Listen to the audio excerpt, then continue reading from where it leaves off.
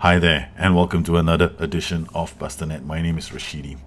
Well, I just recently got a question asked on YouTube. What are the other things that I do to turn a club into a financial powerhouse? One of the things that I love doing in this game is becoming a £1 billion club within a time span of 10 years. And there is a strategy that I use to get this done. I think a lot of people do it in one form or another. I have my own style of doing it. I like to keep it really simple because I don't want to overcomplicate things. I used to do a lot of overcomplication in the early days of Championship Manager. I don't want to do that anymore. It's just too much work and I don't have enough time. So I'm going to answer those questions today, and I'm going to start off with finances. The first thing I do whenever I go to any club is the very, very first thing I do before I even look at finances is I set up a filter, and this filter is usually called contracts. And within the contracts, I will have my at least some basic club DNA. Like in this case, I first touch composure off the ball, teamwork, acceleration, and pace. And then I pop in the expiry date of the contracts as well as their wages. Okay. The whole goal here is to find out what to pay for my players, right? So then I go into the Serie A. I'll pick one club like Juventus, and then I'll find a player in the club, find a captain, and then I will check how much his wages are. As you can see, he's on a £96,000 per week contract. So we know that the captain of the best side in the land is being paid 96,000. And then I look at players like Giorgio Cellini. Okay, he's 84,000. All right. Then I look at Paul Pogba.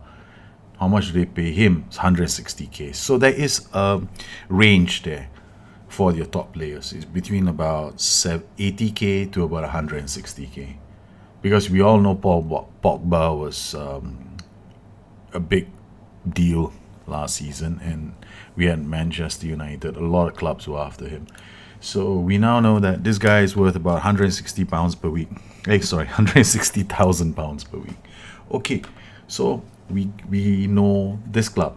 Then what I do is I go to other clubs. Then I look for a club like another club that is in the same range, more or less. Then I look at Montolivo, 64k per week. I look at their key player, Carlos Bacca, who's 84k per week. So then by then I will know clubs have a certain range. I'm gonna be between, say, 80 for a first team player, key player, to about 160k. That will become my aim. What I do is I go to all these clubs, look at how much they pay for their captains, their vice captains, their key players, and even sometimes, hey, why not look at their hot prospects? Their hot prospects are getting like £19,000 per week. So I have my benchmark now. Then I go back to my own club, and then you can look at your own club now. So you know that like for me, my best player is actually not Matteo Flamini. He paid £60,000 per week, which is like obscenely high for my club. And then you look at my wages. I mean, on average, most of my players are being paid between 10,000 to about 20,000. That's my first team. I won't be able to be a £1 billion club unless I can get these numbers up. So I have got to get their wage budget up, and I can't do that without making lots of money. So the first thing I do when I go to any new club is I go to the board, I ask the board, I make a request to the board for an allocation in terms of the wage budget. Now my wage budget now is £776,917 per week. I'm currently spending 511,000. This is just post winning the title. Before that, I was really like 511 to about 600. So the spread was like less than 100k. What you want to do is you want to make sure, firstly, that when you pick up any club at the start of a season, you want to make sure that you're under the wage budget. Okay. The second thing you want to do is you want to kind of impose a kind of a wage cap on your club. You want to have a wage structure. For my key players, I will go a maximum of 60,000 per week for now, and then between 30 to 60 for now. And then for the rest of the team, it's between 10 to 20, and then for the ones below that, it's about 5 to 10. you have to stick to this wage structure. When a player comes in and he starts asking for even more money and he's performing well, you may want to flog him off, because at the start of any campaign where you want to become a $1 billion club, you got to become a selling club first. So look out for talent that you can develop, and then you can sell off, and you want to flog them off for as much money as you can. And that's where my transfer policy comes in. My transfer policy is really simple. Whenever I get a player who gets an obscene value like 40 million, I will sell him off. I don't hang on to them unless I've become a club that is financially powerful enough for me to hold on to these players. At this moment, I'm not. So the goal has to be to finish in a respectable position in the league so that I can always turn a profit and I can sell players, win cups, get good runs, get into the Champions League, get as many sources of money as possible. So if you look here, income, our prize money for winning the Serie A was only 3 million. That's pathetic. Okay, we got knocked out of the Team Cup. We only made 14,000 for the Team Cup, which I think was the first game. We met Milan, and that was it. That was the end of our Team Cup.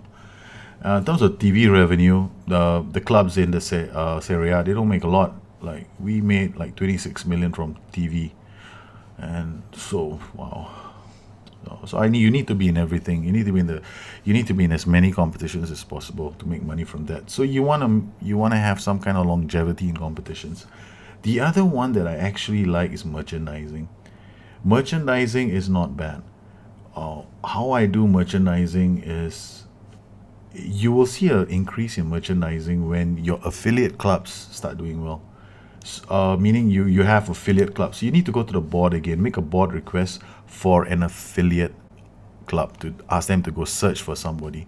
You make a board request, your board will come back to you, and they will always go like, they'll give you a few options. The one option that I'm always going to go for is this: we should find an overseas partner to increase our profile in another country. That's what I do. I don't look for an affiliate club to send my players out on loan. I can't be bothered about that. I don't launch a search for a new affiliate in order to secure first option on players from a successful youth system. Screw that. I don't look for an affiliate club to improve my scouting network's knowledge. I go for this first. This is the one that I want, especially after I win the title. And in this case, we have won the title, and I want to increase my sources of income. So that's the one thing I do immediately. Then you want to look at players sold. I have a target every season, okay, to sell players. So I'm going to sell players this season as well. Every 2 seasons, I must have made a total of about 50 million in player sales. And this number can actually go up. I think the best I've done in one season when I was managing West Brom was around 110 million pounds I made from the transfer market by selling 3 players. So you want to plan to sell. You can't be the kind of a manager that holds on to the best players. It's good to hold on to some of the best players, but you really need to be a selling club in order for you to eventually become a $1 billion club. So you need to increase the sources of finances. So that's what I do. Another thing I always do is I go to the board and ask my board, hey, I need more coaches so you can, place adverts or whatever. I just, I search for managers. Here, you can see we have room for a lot of scouts. So I plan to hire more and more scouts because I don't have enough scouts at the moment. And this only happened when I went to the board recently. Previously, I only had this many scouts. Then only had 5 scouts, and that was my cap. That was really sad, and that affected my search. My worldwide knowledge is only 10%, which is really, really sad. So the first thing I've done now is I've gone for a staff search. Now, staff search is really cool. They really made staff search a lot better. So I come in here and I go working with youngsters for my scouts, judging player potential, and then I add another attribute, which is going to be ability, and add another attribute, which is determination. So I go out there and I set up filters for my scouts, and I start looking for as many scouts as I can. Right now, I need more scouts. And you can see here, if you want him to ever be a coach, you can drop down here, and this is cool because it will show you the attributes that are relevant for a coach. So we've done club finances, the wage structure, the wage cap, the transfer policy, how you need to be a selling club. You can't be a $1 billion club until you start making money. And the best way to make money is to sell players, win competitions consistently, which is easily the hardest thing to do. And in the absence of that, you want to be a selling club. You sell players usually at the end of the season after you've done really well. More if you have no choice and your player's doing exquisitely well and somebody comes, sell him off for as much money as you can. And in order for you to become an effective selling club, you need to have an effective youth policy. You need to be able to bring in players. Out of 3 players, you maybe sell 2, keep 1. And in this case, we at Torino, we know that our defensive midfield is a situation that needs to be addressed. We don't have a lot of good players who are going to be there for the long term. And then when I look at my club DNA, which is really important for me, I know where I am short. Okay, I know that in terms of first touch, not the best. In terms of passing as well, we're not there among the top, 12, 13, 14. We're not one of the best in the league. So then I go to my scouting and then I set up filters. This filter is called my destroyer filter. I've got I've got forwards, creators, destroyers, and rocks. My scouts go out, they look out they find players. It goes to this filter, all known players on, and then they get added to the short list. And these are my players that have been scouted. And I've got my scouts on assignments, and I keep checking my assignments to see how many active assignments I have.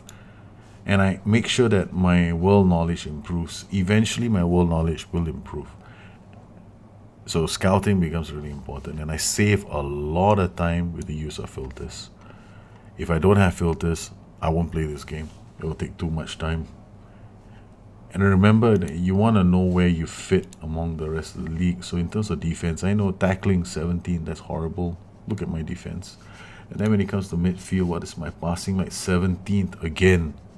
There's only 3 other clubs and they're all 18, 19, and 20. I don't want to be there.